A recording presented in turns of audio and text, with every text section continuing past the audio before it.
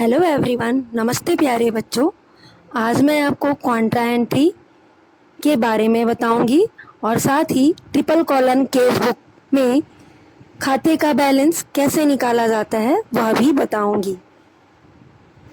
जब हम रोकड़ पुस्तक ट्रिपल कॉलन या 3 खाने वाले बनाते हैं तो उसमें रोकड़ संबंधी प्रविष्टियां तो की ही जाती हैं, बैंक संबंधी प्रविष्टि को भी लिखा जाता है।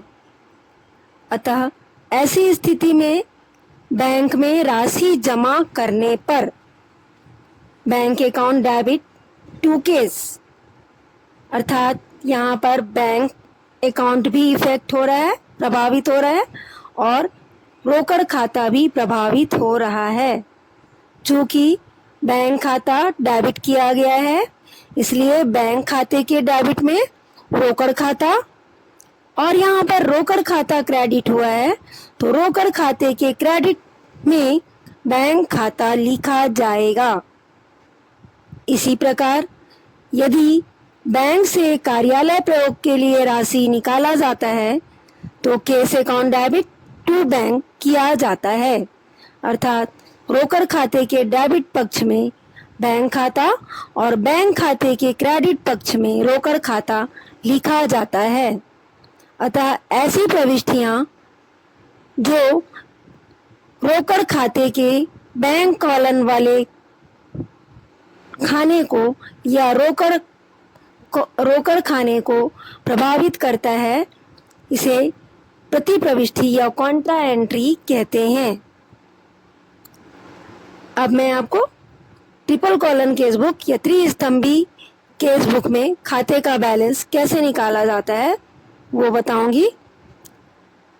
रोकड़ खाते के डेबिट पक्ष का योग पहले किया जाता है, फिर रोकड़ खाते के क्रेडिट पक्ष का योग किया जाता है। रोकड़ के डेबिट पक्ष के योग से क्रेडिट पक्ष का योग घटाने पर जो बाकी आता है वह अंतिम शेष कहलाता है। इसी तरह बैंक खाते के डेबिट पक्ष का योग किया जाता है एवं बैंक खाते के क्रेडिट पक्ष का योग भी किया जाता है।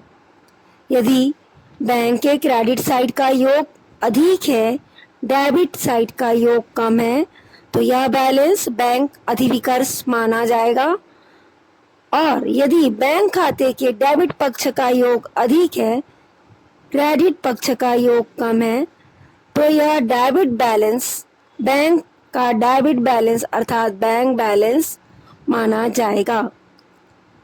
जो कि त्रिस्तंभी में कटौती संबंधी प्रविष्टियां भी की जाती हैं, लेकिन कटौती से संबंधित प्रविष्टियों का बाकी नहीं निकाला जाता।